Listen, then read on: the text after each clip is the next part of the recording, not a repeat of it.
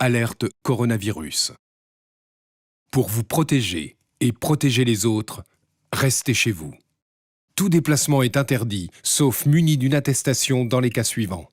Aller travailler si le télétravail est impossible.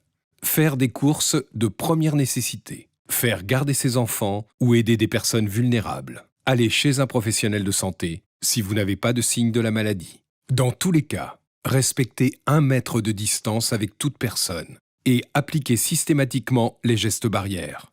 Lavez-vous très régulièrement les mains avec du savon ou utilisez une solution hydroalcoolique. Toussez ou éternuez dans votre coude ou dans un mouchoir. Utilisez des mouchoirs à usage unique, puis jetez-les. Saluez sans serrer la main et arrêtez les embrassades. Plus d'informations au 0800 130 000 ou sur gouvernement.fr. Ceci est un message du ministère chargé de la Santé et de Santé publique France.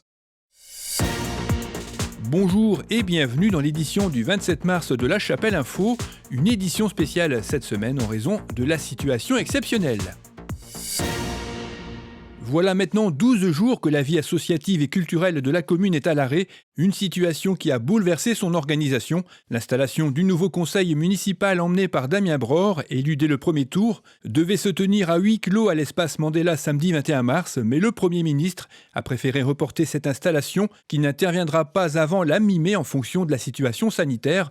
30 000 communes sont concernées par ce report. Bernard Coine et l'actuel conseil municipal restent donc aux commandes pour le traitement des affaires courantes. Des mesures ont été mises en place comme la fermeture des salles et équipements communaux, ce qui comprend le complexe sportif dans son intégralité, de l'espace Mandela qui voit sa saison suspendue. L'espace jeune est lui aussi fermé, tout comme les garderies et tous les parcs municipaux.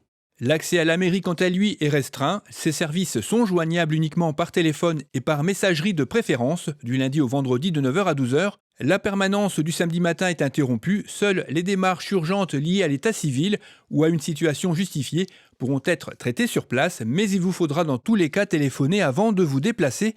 Et si vous n'avez pas la possibilité d'imprimer les attestations dérogatoires de déplacement, des exemplaires sont disponibles gratuitement à la mairie. La situation économique est délicate pour les commerçants. Un grand nombre d'entre eux sont toujours ouverts, mais avec des horaires adaptés. La liste de ces commerces est disponible sur la page d'accueil du site internet de la commune. Dans la rubrique Actualité, consultez-la avant de vous déplacer car des modifications sont susceptibles de se produire. Avec les nouvelles mesures prises en début de semaine, les marchés ouverts sont suspendus, sauf sur dérogation. Le maire a donc effectué une demande auprès du préfet pour notre marché dominical, mais aucune demande n'est accordée pour l'agglomération lilloise. Le marché est donc suspendu. En ce qui concerne le ramassage des déchets, la société Estera a modifié son planning de collecte. Pour les déchets non recyclables, aucun changement. Par contre, pour la collecte des recyclables, seule la fréquence change. Un document circule sur les réseaux sociaux actuellement. Il n'est plus d'actualité. Il est nécessaire de consulter régulièrement le site internet d'Estera pour avoir les dernières informations. La déchetterie et la collecte des encombrants sur rendez-vous sont quant à eux fermés jusqu'à nouvel ordre. L'EHPAD Henri Boucherie a créé une page Facebook pour permettre aux familles de rester en contact avec leurs proches. La maison d'accueil spécialisée du Nouveau Monde ne fait plus les accueils de jour ni les accueils temporaires. Sur les 34 résidents hébergés, 4 sont retournés dans leur famille. Les autres sont tous en confinement total. Aucune contamination n'est à déplorer, mais l'établissement a aménagé un espace réservé pour les résidents qui nécessiterait une mise en quarantaine. L'établissement s'efforce également de maintenir des liaisons avec les familles grâce aux moyens audiovisuels actuels. En ce qui concerne la paroisse, à la demande de l'évêque et en union avec l'Église protestante unie et avec l'Église anglicane, les cloches de la paroisse sonneront 10 minutes tous les mercredis à 19h30 ainsi que tous les dimanches à 12h pendant toute la durée du confinement, en signe de fraternité et d'espoir commun. Pendant cette période, en accord avec les consignes gouvernementales, la paroisse assure les funérailles avec une assemblée restreinte à 20 personnes. Lorsque cette période d'extrême prudence sera passée, il sera possible de prévoir avec les familles qui le souhaitent des célébrations à la mémoire des défunts. Pour plus de renseignements, vous pouvez contacter la paroisse soit par téléphone, soit par mail. La commune met habituellement à la disposition des personnes âgées un service de transport pour aller faire les courses. C'est Nadège Elsens qui en a la charge, mais vu la situation, il est préférable que ces personnes restent chez elles afin de limiter le risque de se voir contaminées. Nadège ne pouvant faire face aux nombreuses demandes, le maire a lancé un appel aux bonnes volontés. Si vous le pouvez, proposez à vos voisins âgés de s'occuper de leurs achats alimentaires en même temps que les vôtres. Le centre hospitalier d'Armentières lance un nouvel appel aux dons. Il a encore besoin de masques chirurgicaux et FFP2, de solutions hydroalcooliques, mais surtout de surblouses de protection. Un pic de l'épidémie est prévu dans les prochains jours.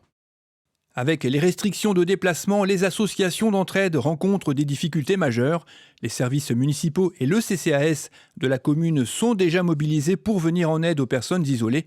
Certains Chapellois ont fait part de leur souhait de se mettre au service de personnes en difficulté ou pour aider à la garde d'enfants du personnel soignant notamment. Aujourd'hui, le gouvernement lance un appel à la mobilisation citoyenne afin d'assurer la continuité des activités vitales pour les plus démunis et pour limiter l'isolement des plus vulnérables.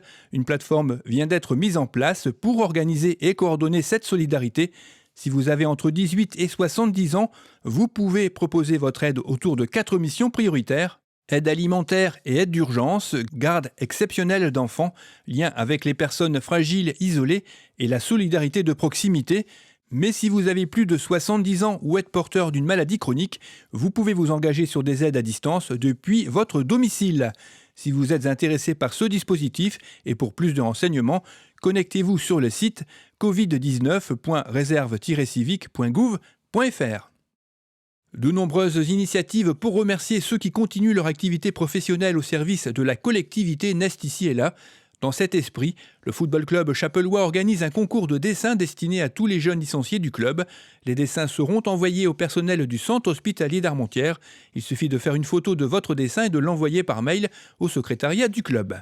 Et toujours dans le même esprit, la commune vous invite à afficher un dessin à la fenêtre de votre domicile pour dire merci aux Chapelloises et Chapellois qui se dévouent avec courage dans l'intérêt de tous. D'autres applaudissent chaque soir à 20h en signe de solidarité. Toutes les initiatives sont les bienvenues, comme ce message fort sympathique adressé aux éboueurs à la choc. Et puis il y a aussi des initiatives pour tenter de rendre le confinement un peu plus agréable. La salle de sport La Factory vous propose de rester en forme avec la diffusion de vidéos sur sa page Facebook, au programme Step, Abdos Fessiers ou encore de la Zumba. Voilà pour cette édition particulière. Si vous avez des informations à diffuser ou si vous souhaitez témoigner votre solidarité, vous pouvez vous filmer et m'envoyer les images par mail. Rendez-vous la semaine prochaine pour faire un point sur la situation. D'ici là, prenez bien soin de vous et des autres aussi en restant chez vous.